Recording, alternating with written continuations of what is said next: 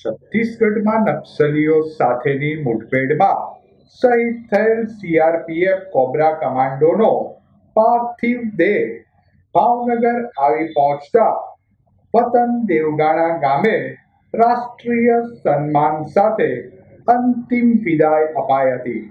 શિહોર તાલુકાના દેવગાણા ગામે રહેતા અને સીઆરપીએફની બ્લેક કોબ્રા બટાલિયનમાં ફરજ બજાવતા સૈન્ય જવાન મેહુલભાઈ સોલંકી છત્તીસગઢમાં નક્સલીઓ સાથેની ઉગ્ર મુઠભેડમાં શહીદ થયા હતા.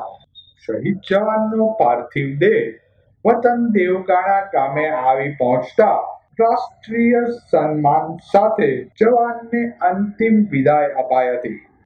આ તકે જિલ્લાના ઉચ્ચ અધિકારીઓ, પદાધિકારીઓ અને ગ્રામજનો બહોળી સંખ્યામાં ઉપસ્થિત રહ્યા હતા.